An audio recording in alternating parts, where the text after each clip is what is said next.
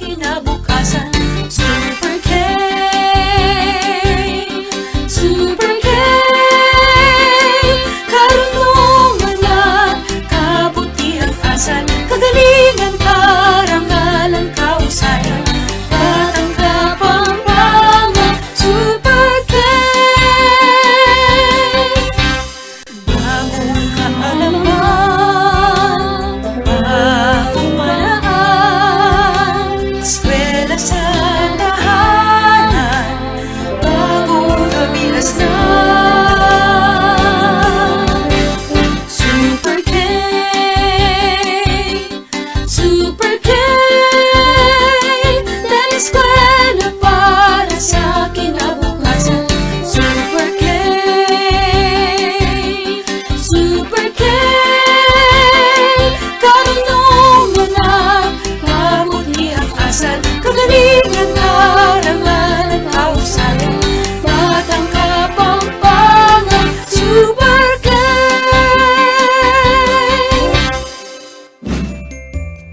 A happy morning, Super K kids! How's your day going?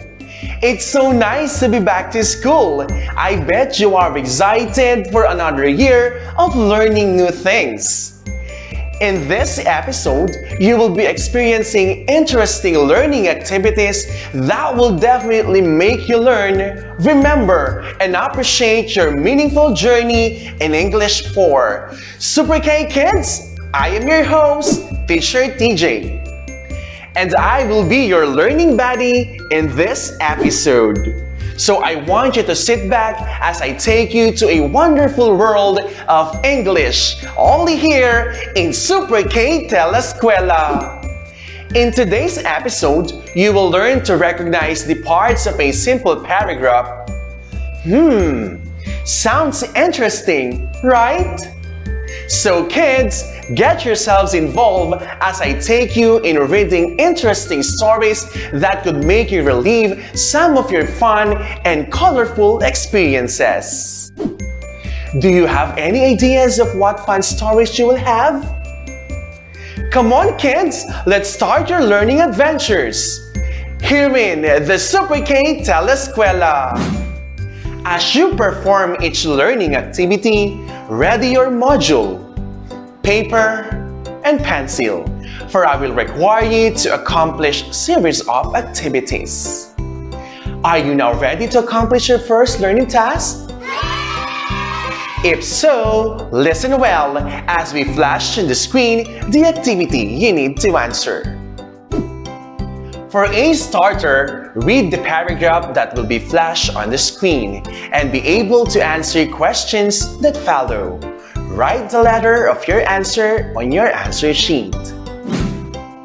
Ben and Glenn are best friends. They enjoy doing many things together. Ben and Glenn walk to school every day. They study their lessons together. Both love math. They play basketball with their other friends every Saturday. They are best friends for 3 years now. Alright, Super K kids, were you able to read the story of Ben and Glenn? If so, I would like you to answer the following questions. Question number 1. What is the paragraph all about? Is it A, Ben and Glenn are best friends? B, Ben and Glenn walk to school every day? Letter C, both of them love math? Or is it letter D, they study their lessons together?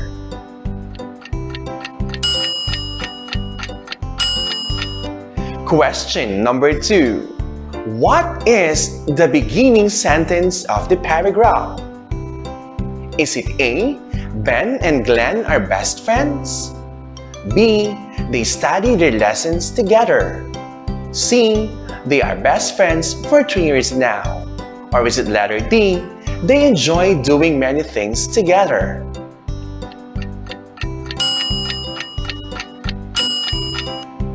For question number 3, which among the sentences best supports the beginning sentence? Is it A, Ben and Glenn are best friends? B, Ben and Glenn fly their kites every afternoon? C, they enjoy doing many things together? Or letter D, they are best friends for 3 years now?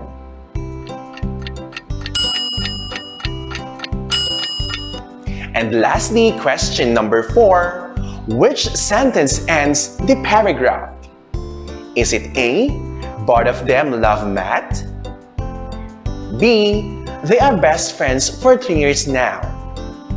C, Ben and Glenn walk to school every day? Or D, they study their lessons together?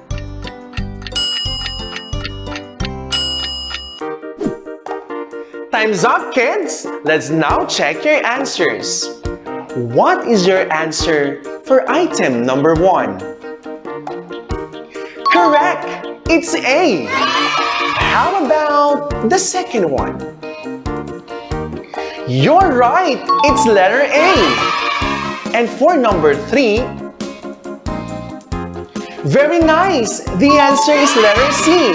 How about item number 4? Correct! The answer is letter B. How did you fare in our first activity, kids? Good job! Surely got them right. You will have a taste of more success if you keep tuned in on Super K TeleSkwela. Batang Kapampangan, Super K. Ang programang ito ay hatid sa inyo ng Office of the Governor of Pampanga, Provincial Government of Pampanga, DepEd Division of Schools of Pampanga, at CLTV36. Patuloy pa rin ang laban natin sa COVID-19. And together, we can be the solution. B. Bawal walang mask. I. Isanitize sa mga kamay. Iwas hawak sa mga bagay. D.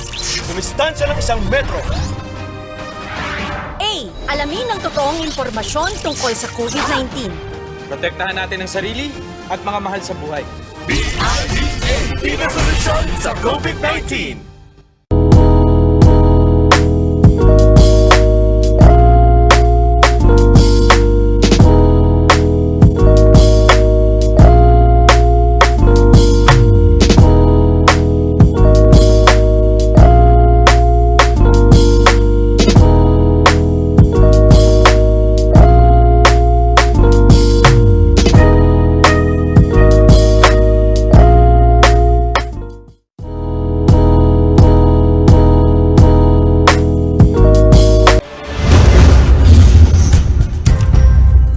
Sa krisis na ating kinahaharap, sandigan natin ang tamang impormasyon.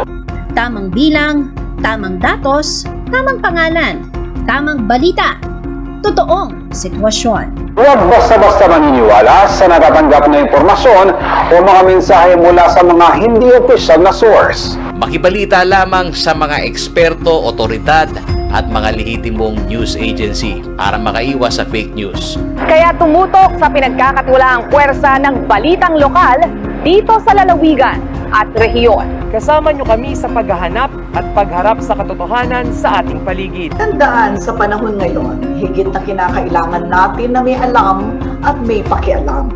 Ako si Justin Dizon. Jody Dizon Mercado. Paulo G. Santos. Ako si Rainiel Pawid. Si Nicolette Henson Hizon. Ako po si Jennifer Salenga. At ako naman po si Sonia P. Soto. Pinagkakatiwalaang puwersa sa lokal na pagbabalita, kabalikat sa serbisyo publiko, kakampi ng mamamayan ng Central Luzon. Ito ang CLTV News and Current Affairs. Ang programang ito ay hatid sa inyo ng Office of the Governor of Pampanga, Provincial Government of Pampanga, DepEd Division of Schools of Pampanga, at CLTV36. Batang Kapampangan, Super K. Kids, do you know that the different ideas and stories that you love and you are fond of reading are usually written in a paragraph form? A paragraph is a written composition that conveys a common idea. It is made up of interrelated sentences that develop a single topic. That's right! A paragraph can also be a written composition about one's personal experience, like recalling the different events that happened to you. Say for example, the first time you rode a bike. It may also be reliving and describing the feelings you felt back then. See? It's really interesting to read different paragraphs.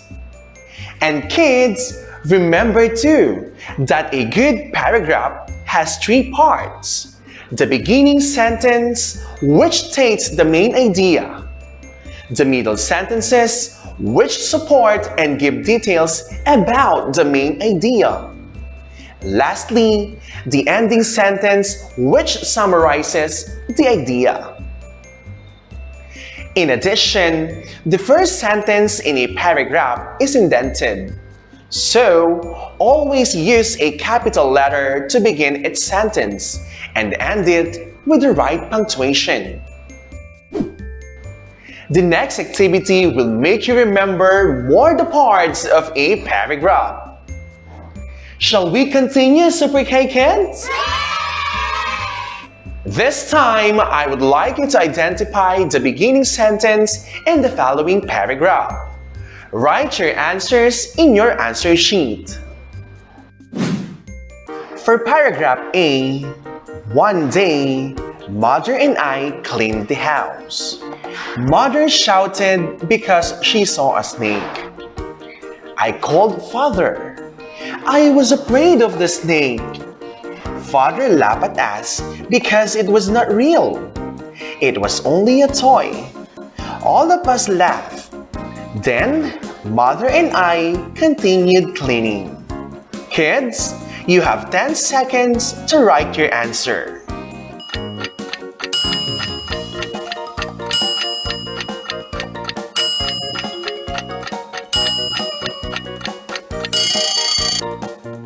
For paragraph B, the warm weather allows me to play outside. I play under the sprinkler with my brother. We ran through the water and scream at times. At night, I play hide and seek with my friends. I usually hide behind a big bush.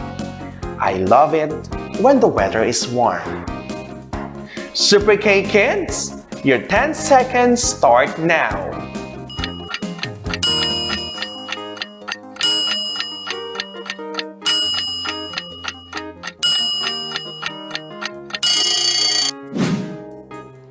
For the second activity, you need to list down the middle sentences of the paragraph in your answer sheet. Are you ready, Super K kids? Good! Flag ceremony. I and my classmates are excited to attend the flag ceremony. We love to sing our national anthem. We also love to march as we sing Awit ng Rehiyong Tatlo. We enjoyed most of our daily exercises. We happily dance, jump, hop, and move every part of our body. The ceremony usually ends with a nice message from our principal. Kids, your 10 seconds to write your answer start now.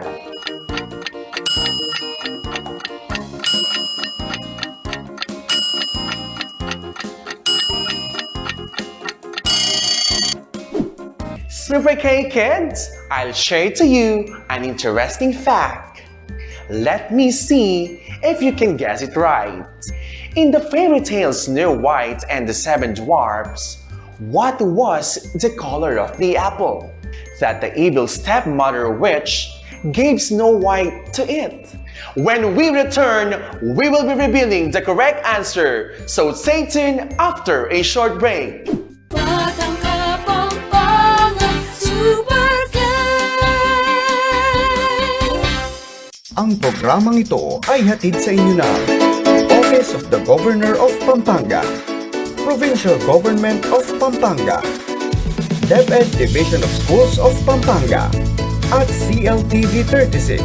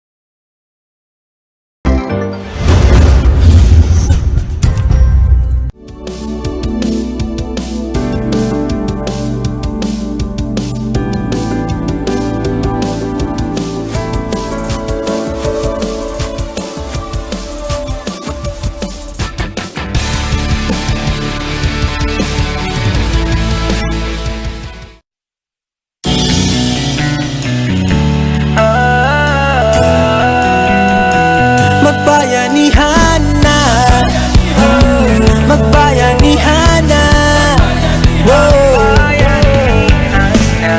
bayanihan, pagtutulungan, walang kupas na kaugalian, nagtagatibay, sinasabuhay, galak sa puso ay walang kapantay. Panahon na naman ang brigada, pagbigkisin lakas at diwa. Tara na brigada na, brigada, eskwela, magkaisa sama-sama. Brigada, eskwela, salin na buong barkada.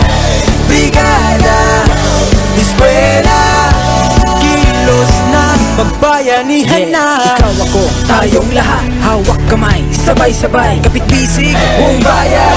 Tara na, kumilos na.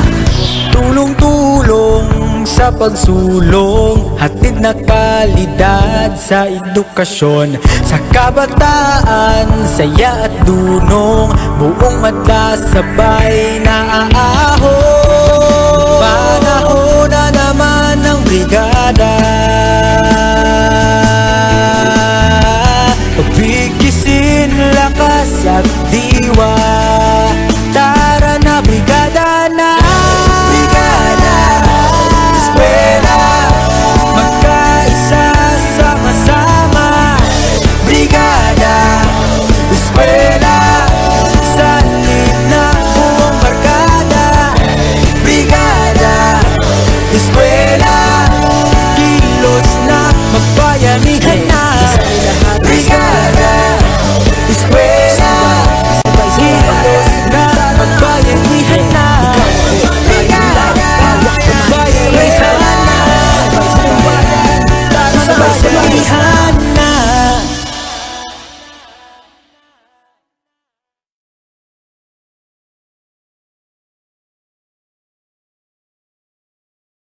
Ang programang ito ay hatid sa inyo ng Office of the Governor of Pampanga, Provincial Government of Pampanga, DepEd Division of Schools of Pampanga, at CLTV36. Batang Kapampangan, Super And we're back, Super K kids! Are you now ready with your answers? Let's see if you'll get the perfect score. Here are the answers in Activity 1. For paragraph A, the beginning sentence is, one day, Mother and I cleaned the house. In paragraph B, the beginning sentence is, the warm weather allows me to play outside. And for the second activity, these are the correct answers. Number 1, we love to sing our national anthem. For number 2, we also love to march as we sing Awit ng Rehiyong Tatlo. For number 3, we enjoyed most of our daily exercises. And for number 4, we happily dance, jump, hop, and move every part of our body. How did you fare in the test, kids? Congratulations if you get the perfect score! Now kids, let's get going with more fun and learning activities. Now that you are able to recognize the different parts of a paragraph, I want you to recall what you have learned by answering the following questions. Draw a heart if the sentence is true, an inverted heart if it is not. Write your answers in your answer sheet. For number 1, a paragraph is made up of interconnected sentences about a topic. Number 2, the beginning sentence in a paragraph explains the details of the topic. Question number 3, the middle sentence summarizes the idea in a paragraph. For question number 4, indent the last sentence in a paragraph. And lastly, question number 5, a paragraph has a beginning, middle, and ending sentences. Wow! You're doing great, kids! You easily recognize the different parts of a paragraph. And kids, I want you to remember these concepts, for they will be your guide in writing good and effective paragraphs. Now, Super K kids, I am confident that you're ready to write a simple paragraph. But before that, I would like you to take your final task.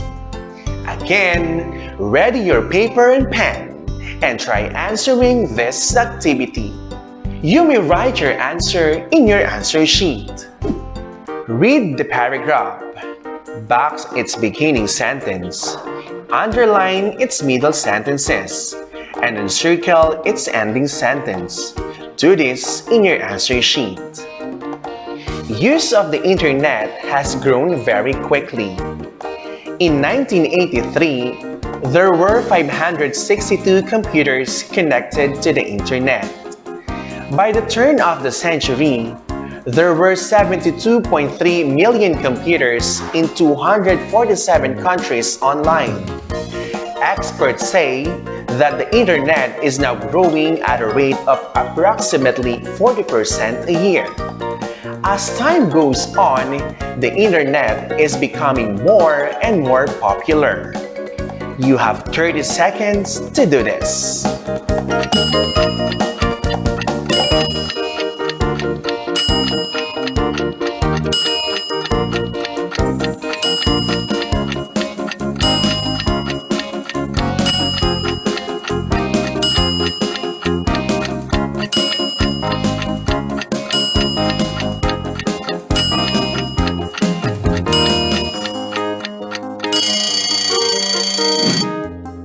Alright, Super K kids, let's check how well you have answered our last activity. If you box the beginning sentence, use of internet has grown very quickly, you got it right! Next, if you underline the following middle sentences, 1. In 1983, there were 562 computers connected to the internet. 2. By the turn of the century, there were 72.3 million computers in 247 countries online. 3. Experts say that the internet is now growing at a rate of approximately 40% a year. You're truly amazing! Lastly, to be able to correctly identify the ending sentence, you must have encircled the sentence. As time goes on, the internet is becoming more and more popular. Great job, kids! Congratulations, Super K kids! You really did well in this episode. Just before we end our Super K TeleSkwela, Let's go back to the trivia question posed before the end of the first segment. Were you able to get the correct answer, kids? If you answered white and red, you're very good! In the fairy tale Snow White and the Seven Dwarfs, the color of the apple given by the evil witch stepmother to Snow White is white and red. The last trick that the queen created was a poisoned apple, and in the disguise of a countrywoman offered it to Snow White. Snow White was hesitant, so the queen cut the apple in half, ate the white part, which had no poison, and gave the poison red part to Snow White. Isn't it fun to learn, kids? We do hope that you enjoyed and learned a lot from our learning adventure today. How about giving yourself a fireworks clap? 1, 2, 3. 1, 2, 3. Psst, psst, psst, psst. Boom! Again, this is Teacher TJ. Please tune in again tomorrow. Same time, same station for another learning journey with Super K TeleSkwela. Till then, happy viewing!